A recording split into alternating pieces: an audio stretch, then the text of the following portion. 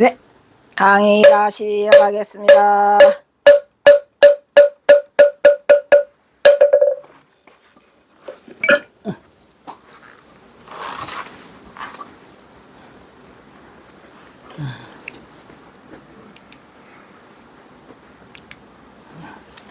그래서 경허선사가 호서의 대중교화를 20년간 하시죠.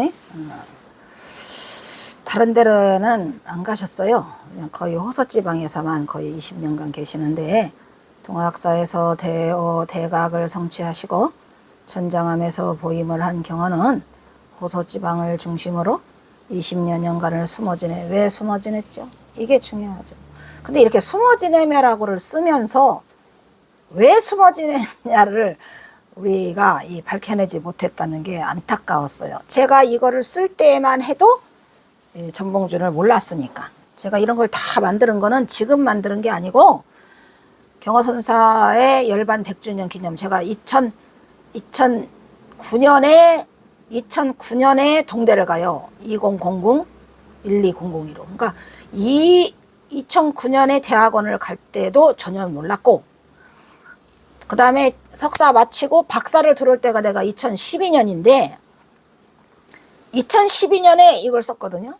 왜냐면 박사학위 딸라고 하면서 이제 여러 가지 논문도 쓰고 이러면서 썼는데, 그때까지도 그냥 남들이 그냥 뭐 20년을 숨어 지내며 하니까 왜 숨어 지내며? 왜자를 찾지 못했죠. 근데 조금 뒤는 캥겼어요. 왜 20년을 숨어 지냈지? 뭐 때문에 20년을 숨어 지내? 20년의 계산은 어떻게 나오냐면, 20년의 계산은 경허선사가 1879년에 11월 15일 날 대호를 성취하시고 1898년에 9월에 범어사로 가시잖아요. 처음으로 그 호서에서 영원암으로 이동을 하시는 거죠. 그런데 사실은 경허선사는 이 호서에서 1879년 이전에 이미 1862년부터 동학사에 가 계셨으니까 진짜 오랜 세월을 이 호서에서만 있었어요. 20년을 숨어 지내며. 왜 숨어 지내며? 아이고 속상해라. 너무 죄송스러울 뿐이죠. 몽룡가풍이 경허선을 유하면서 보임의 시간을 보낸다. 보임 같은 소리죠. 이것도 사실은 보임이 아니고 그냥 숨어 지낼 수밖에 없었어요. 전봉준 장군이 1894년에 갑오동화 혁명을 이뤄가지고 전봉준이 사형당하는 바람에 경허선사는 그때부터 그 모든 육체적, 정신적 이런 삶이 자유롭지 못했죠. 속상하죠. 그래가지고 이런 멍청한 서류를 썼어요. 이 시간은 경허에게는 자신의 뜻을 펴지 못하고 세월을 막 낳는 인고의 시간으로 만. 왜 인고의 서류냐는 것을 못 찾은 거죠.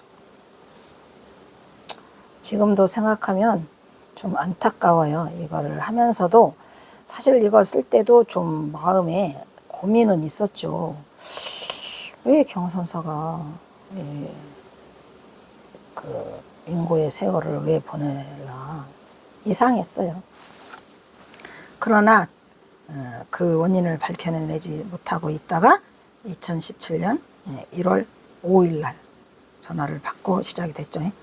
전봉준 장군과 관계되어 있다는 것을 알고 일제히 말고발해 풍전동화 같은 조선왕조의 운명은 희망을 잃고 하루하루 나라의 위기는 현실화되고 여기에 맞물린 불교와 불교의 앞날, 그러니까 일본 놈들이 우리나라를 침범해오고 조선왕조의 운명이 하루하루 풍전동화 같고, 이런 속에서 경허선사의 앞날이 또한 신락 같은 희망조차 가질 수 없는 암담한 현실이었기 때문에 그랬다고 하는데, 뭐 일면 맞는 구석도 있지요. 왜? 어차피 경허선사는 또 전봉준 장군 때문이 아니었다 하더라도 그렇게 불교를 막 필 수 있는 그런 입장은 되지 못했죠. 왜냐면 일본 놈들 때문에.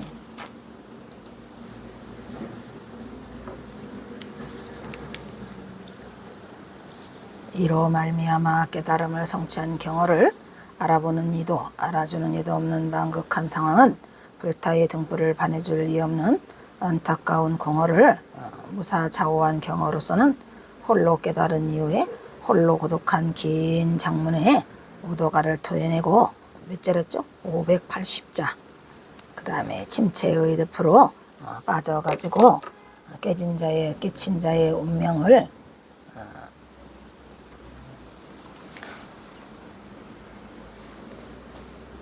근데 사실은 홀로 깨닫고 뭐 홀로 무사좌오했다고 해도 어차피 경허선사의 운명은 빗겨져 나간 게 이미 오도가 때 1879년 때에 허주덕진이 경허선사를 못 알아보는 바람에 허주덕진 쪽으로 만약에 이었으면 허주덕진이 경허선사를 좀 더 보살폈을 수도 있어요. 근데 어쨌든 간에 그렇게 하지 못해요. 그래가지고 경허선사는 오도가를 토해내고 스스로가 침잠하게 되는데 그거는 또 침잠하게 만드는 계기는 또 전봉준 때문이었죠. 그래서 그러한 운명을 걸머진 채 호서를 벗어나지 못하고 무려 20년의 세월을 거슬러 홀로 고독의 강을 건너고 있었죠. 운명적이니까. 그래서 이게 경허선사에게 닥친 일이 일단은 허주덕진이 그 깨달음을 인정해주지 못할 뿐더러 그 후에 또 1895년에 동학농민이 일어나서 전봉준이 사형을 당하면서 운명의 끝을 달리고 있고, 또 경허선사는 또 역적의 무리의 반열에 들어가지고 아무것도 자유롭게 움직이지 못했어요. 그러나 경허는 살활자제가 뭐죠? 살활자제의 번득이는 칼을 보였죠. 신검당 숨겼다 하면서 단 한순간도 깨어있지 않은 때가 없었더라, 이런 얘기죠. 왜? 그 번득이는 칼을 드러낼 때는 또 만공한테 가서 또 만공이 깨달았나 다 살피시죠. 그러니까 그 자신이 처해 있는 환경 속에서 할 수 있는 최대치를 발휘하면서 그렇게 사셨던 것 같아요. 그래서 경허는 호소의 여러 사찰을 바람처럼 흐르면서 늘 새끼 용들이 깃들이기를 기다리고 또 기다렸죠. 그래서 경허선사의 가풍은 무슨 가풍이다? 목룡 가풍이다. 무슨 가풍이다? 목룡 가풍이다. 지금 우리가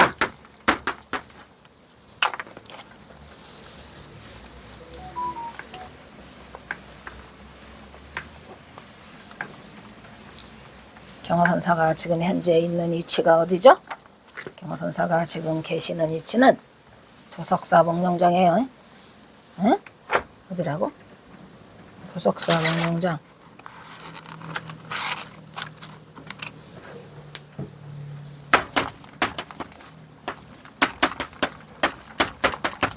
그래서 경허 가풍은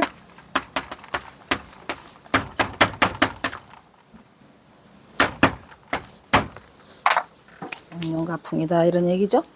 그 쬐그마한 현판, 손바닥만한 현판 하나 써놓으시고 목룡가풍에서 경허선사가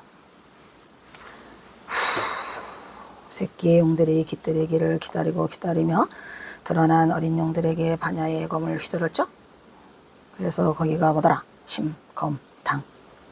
이곳은 바로 경허가 자신의 견철을 오롯이 드러내 보이면서 시문과 만공, 해월 등을 지도하면서 한국 불교의 대들보를 기르고 있었으니 경허는 주로 서산의 부석사에서 목룡장을 꼭 지키면서 그 목룡장에서 몇 년을 하시느냐? 3년. 1895년에 오셔가지고 1898년 범어사로 옮기기 전까지 3년 동안을 거기서 제자들을 기르시고 3년간 머무신 곳이에요. 대단한 곳이죠. 부석사도.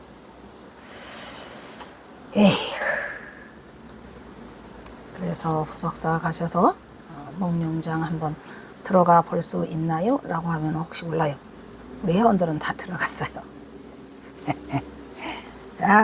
그다음 그래서 거기 가서 경허선사의 선치를 느끼시고 온기를 느끼시고 오면 더 좋겠더라, 이런 말이에요. 경허는 20년간 호소에서 세월을 보내다가 눈밝은 자를 기다리던 경허에게 1898년 드디어 눈밝은 자 두고 범어사의 오성월 주지가 해인사의 남전이 범어사는 오성월 주지, 해인사에는 남전당. 한규죠. 경어의 경지를 알아보고 경어를 선운기설에 증사로 초청하게 된다 이런 얘기죠. 이때 경어는 서산 도비산 부석사에서 수행 중인 치문과 만공을 같이 데리고 갔어요. 호소를 넘어서 범어사를 거쳐서 드디어 영남으로 옮기고 그 의미심장한 행보로 입성을 하게 된다 이런 얘기죠. 이게 경어선사가 그 1898년부터 1904년 어디 삼수갑상으로 떠나시기 전까지 만 5년에 이룬 업적과 행적이에요. 만약에 또 이런 행적이 경어선사에 이런 시간이 주어지지 않았다면 참으로 안타까울 수 있는데, 진짜 이 경어선사가 황금 같은 5년에 불교 중흥기를 거기서 만드시고 수많은 글을 남기시고, 근데 사실 경어선사가 자진해서 남긴 글은 하나도 없어요. 주로 뭐예요? 기문, 어디 가면은 창건기, 아유 지금 창건기를 써야 되는데 좀 써주세요.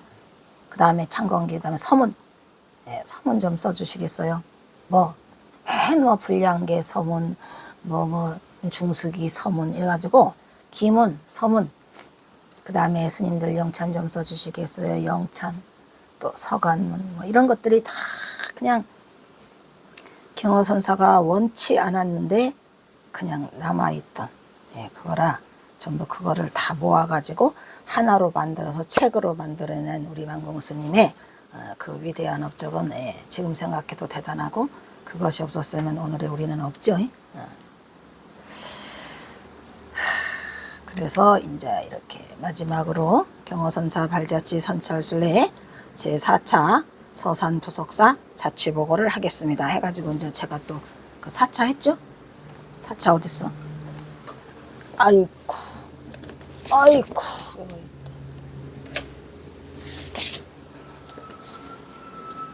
경어선사 부석사 제4차 경어선사 발자취 자취보고 해가지고 또 이렇게 해서 이렇게 다 썼어요. 이걸 다 쓰고 또 이렇게 써서 만들어서 이제 그 부처님 앞에서 이 자취보고를 다 읽지요.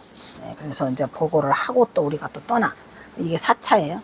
2016년 6월 25일 도비산 부석사는 신라의 대표적인 고승이었던 의상대사가 서기 677년에 창건하였습니다. 이런 얘기죠. 그러니까 도비산 부석사가 먼저냐? 그거 어디지? 봉정 부석사 또 있잖아요. 어디죠? 아이씨, 안동 부석사가 먼저냐 라는 거는 잘 모르겠지만 어쨌든 그 전설이 똑같아요. 그래서 이것은 의상대사가 서기 677년에 창건하였더라 이런 얘기예요. 그러면은 그 안동 부석사는 언젠가 한번 볼까? 여기는 677년이죠.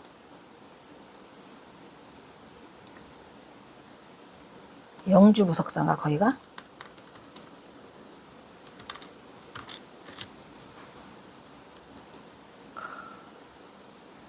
영주 부석사 이렇게 나와? 이렇게 나온 것 같아. 도대체가 이상해요.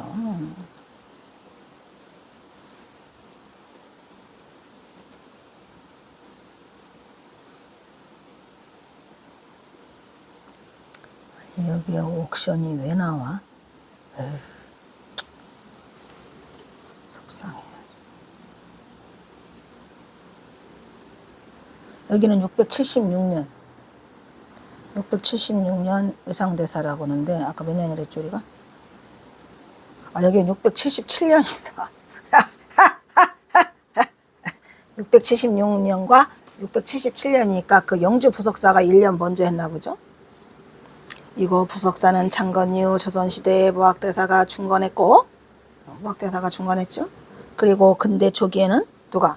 경어선사와 만공스님이 주석하면서 크게 선풍을 드날린 곳이에요. 그러니까 대단하죠 여기가. 그런데 영주 부석사가 676년에 지어졌는지는 모르겠지만 1년 먼저, 그런데 선풍을 크게 드날려서 이 현재의 그 가람을 이룩한 거는 도비산 부석사가 승이죠. 왜냐하면은 거기 영주 부석사는 그 부석사 무량시선도 있잖아요. 근데 거기는 선풍이 드날리지 못했고, 이 부석사는 경어선사가 머물면서 이 크게 선풍을 드날려요. 이거 부석사는 구한말에 고려 중기 보조국사 진울이 날렸던 무고가평의 상응에서, 상응이라는 건 뭐예요? 서로 응답한다 이 말이야. 맞짱 뜨는 거죠. 경허선사가 출연하여 목룡가풍을 대단해서 대단해요. 부석사 칭찬. 그래서 경허선사는 이곳 부석사 목룡장에서 이 무고가풍에서 한 걸음 더 나아가 사람 중에 인중지룡이라고 해요, 안 해요? 우리가 인중지룡은 사람 중에서 용을 길러낸다는 거야. 그래서 우리가 용상이라고 하잖아요. 을 길러내기 위해 자신의 목룡가풍을 활짝 드러내 보였는데, 그는 하늘에는 해가 하나뿐이고 나라에는 임금이 하나뿐인 듯 사람 중에 한 사람 용상 대덕을 길러내고자 해서 목룡장이라고 해갖고 대단한 목룡가풍을 드러내 보이고 있더라, 이런 얘기죠. 이거 지금 자취보고예요. 자취보고. 동시에 그는 이거 신검당에서 또 지혜 중에 지혜를 찾기 위해 심검 선지를 활짝 드러내 보였습니다. 경허선사가 목룡장이라고도 쓰고 심검당이라고도 같이 써요. 그래서 신검당에서 공부를 가르치고 목룡장에서 기거하시고, 또 만공 스님이 쓴 부석사라고 쓴 거 있죠? 거기서 이제 제자들이 같이 기거하는, 세 개가 쪼란쪼란쪼란 같이 있어요. 그리하여 경허는 사람을 죽이는 살인의 검과 사람을 살리는 활인의 칼을 자유자재로 사용하였습니다. 심검. 경허선사는 이곳 부석사 목룡장에서 삼승의 그물에 걸리는 작은 고기가 아니라 삼승이 뭐랬죠? 삼승도 확 훌 까버렸어. 성문연각 보살, 그죠? 성문연각 보살은 윤회해요. 불이 돼야지 윤회를 하지 않아요. 그래서 삼승조차는, 삼승도 필요 없다는 얘기예요. 삼승의 그물에 걸리는 크고 작은 고기가 아니라 구름 끝에 올라가서 담비를 내려가지고 무생명을 이익되게 하는 신령이 되고 있다. 신령. 신령한 용. 그래서 목룡장이 된 거예요. 신검당에서 망상이 만들어낸 부처와 조사를 죽이고 진심에서 우러나오는 세존의 여마와 가섭의 비서를 얻으려 하였던 것이다 라고 해가지고 경허선사가 거기를 대단하게 목룡장이라 했어요. 경허선사의 이러한 발심은 목룡장이 편익이 보여주는 것처럼 삼승의 그물에 걸리는 크고 작은 고기가 아니라 구름 끝에 올라가서 담비를 내려 무생명을 이익되게 되는 신령한 용이자 한 것이었습니다. 동시에 신검당이 이 두 개가 중복되는 거다. 그처럼 망상이 만들어낸 부처와 조사를 죽이고 진심에서 우러나오는 전해서를 얻었습니다. 그런 의미에서 그가 즐겨 살았던 호서 지역에 수행처했던 서산 부석사 시대의 목룡장과 신검당은 바로 이러한 사실을 성성적적하게 하는 공간이고 시간이었던 것입니다. 이처럼 경허선사가 이곳에서 공간은 목룡장이고 시간은 3년 서산천장암에서 오도를 하고 부석사에서 머물면서 서산천장암에서 보임을 했죠. 어디에서 오도를 했죠? 동학사 조사당에서 동학사 조실방에서 오도를 하고 천장암에서 보임을 하고 부석사에서 머무르면서 자신의 법화를 베풀고 행화를 이끌어 나갔다, 이런 말이죠. 법화와 행리를 말하는 거죠. 법화와 행리, 여기에서 법화는 중도요, 행리는 불이라, 이런 얘기요. 아시겠죠? 정확한 말이죠. 법화와 행리.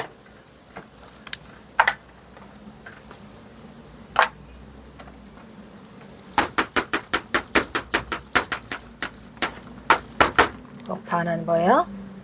법화는 깨달음의 경지고, 행리는 경허선사의 법화는 중요하게 그리고 행리는 중요하게 하지 말라라고 하는 게 있는데, 중도와 불의를 경허선사가 보이고 있죠. 그래서 법화와 행화를 일구어 나갔던 곳이 바로 어디더라? 부석사더라, 이런 얘기예요.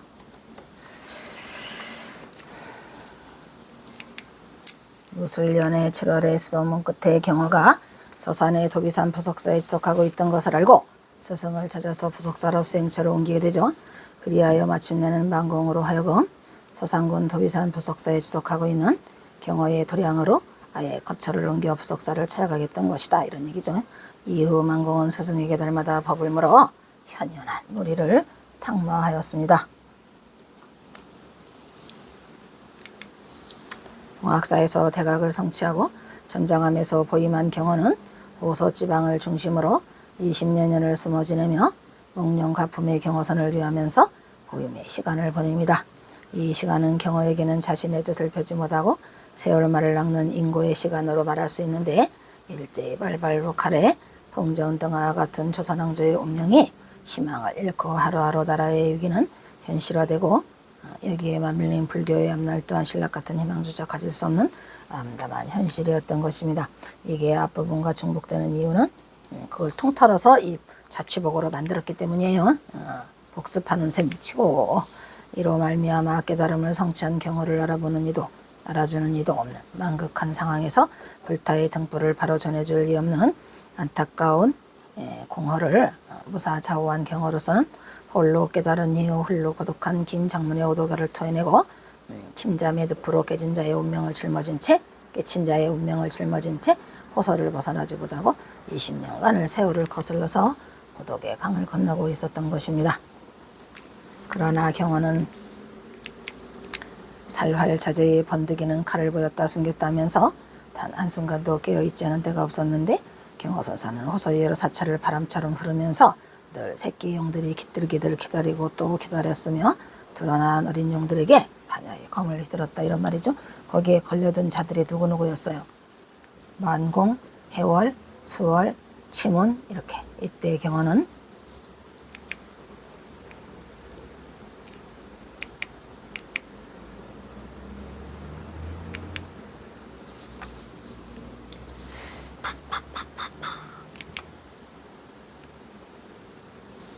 뭐야 이게? 해먹고 가자. 그것은 바로 경허가 자신의 견처를 오롯이 드러내 보이면서 지문과 만공, 해월융을 지도하면서 한국 불교의 대들보를 기르고 있었는데, 경허는 주로 서산의 부속사에서 몽룡장을 꼭 지키고 있었던 것입니다. 20년간 호서에서 세월을 보내다가 눈 맑은 납자를 기다리던 경허선사에게 1898년 드디어 범어사의 오성월과 해인사의 남전이 경허의 경지를 알아보고 경허를 선원개설의 증사로 초청하게 됩니다. 이때 경허는 서산 도비산 부속사에서 수행 중인 지문과 만공을 대동하고 호서를 넘어 범어사로 거처를 옮기고 드디어 영남으로 그 의미시정한 행보를 입성하게 됩니다. 사실상 이때부터 5년간 경허의 눈부신 활약과 이 업적은 가히 상상을 불허하는 초인적인 힘으로 하루도 안 빼놓고 날이면 날마다 선방을 개설해요. 쉬지 않고 경허선사가 5년을 영원왕을 넘나들어요. 왜? 이미 경허선사는 자신이 떠나야 한다는 걸 알았기 때문에 한국 불교의 판도를 바꾸는 불사를 단행하게 됩니다. 경허선사는 범어서의 성을과 해인산의 남전의 부탁으로 영남으로 건너와 법의 등불을 드날리기 시작하는데, 특히 경허가 이곳 부속사를 떠나 5년간에 걸친 이 기간에 창건한 크고 작은 선원이 무려 180여 개라는 사실, 이거 놀라운 사실이죠. 우리에게 많은 의미를 시사하고 있습니다. 이상으로 경허선사 발자취 선찰순례 제4차 서산 부속사 경과 보고를 모두 마치도록 하겠습니다. 2016년 6월 25일 사단법인 경허연구소 소장 홍현지. 이거 하니까 이게 4차예요. 그 다음에 4차가 끝나고 제4차 경허선사 발자취 선찰순례 부속사 사진 자료. 아이쿠 뭐냐 이게. 아쿠 도비산. 도비산 부속사죠. 여기가 여기께 그게 안양로가 있어요. 안양로가 있어서 이렇게 들여다보면 서해 바다가 보이죠. 여기 있다. 부석사. 누구 거? 만공스님. 이게 쓰신 거예요. 이거 몽룡장 경허스님이 쓰신 거. 그 다음에 이 부석사 글씨. 이 부자가 이 뜰부자에다가 돌석자예요. 내내 그 뭐죠? 부석사도 그 영주 부석사도 그 저기 의상대사가 어디에다가 절을 지을까 하는데 돌이 허공에서 둥둥둥 떠 있다고 합니다. 둥둥둥둥둥 떠서 돌아다니다가 돌이 딱 떨어진 자리에다가 절을 져서 이 뜰부자에다가 돌석자가 있는 거예요. 부석사. 그 다음에 이거 껌껌하기는 하지만 이쪽으로 뜨니까 이게 다 껌껌하게 나오는구나.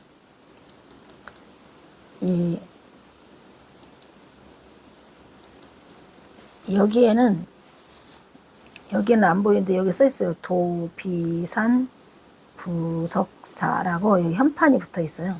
이건 안 보이네. 현판이 안 보여. 그 다음에 이거는 보이네. 이거 있어요. 도비산 부석사. 이 도자가 섬도자죠. 섬. 날비.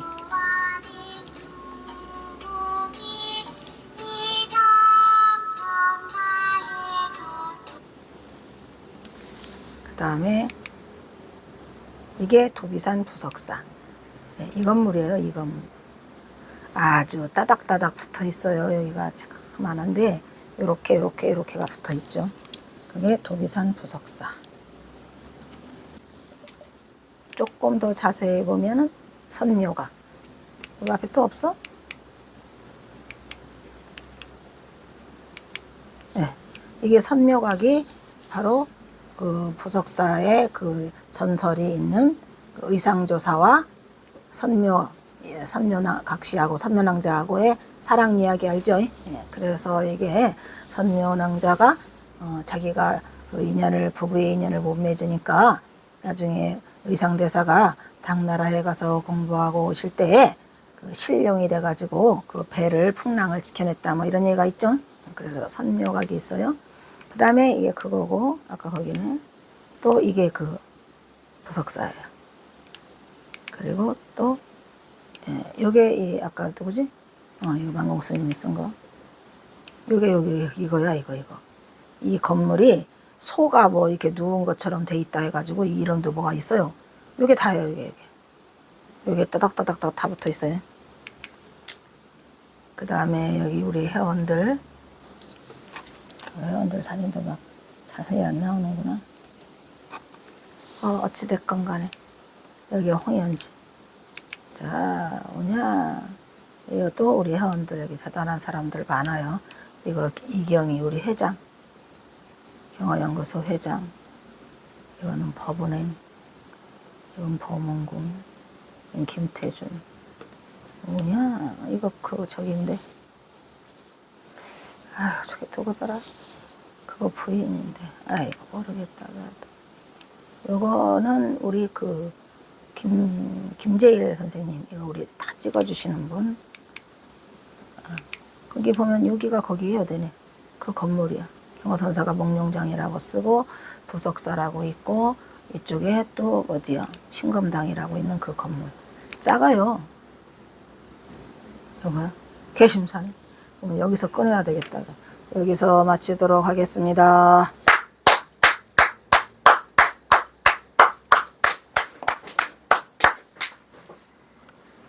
개심사가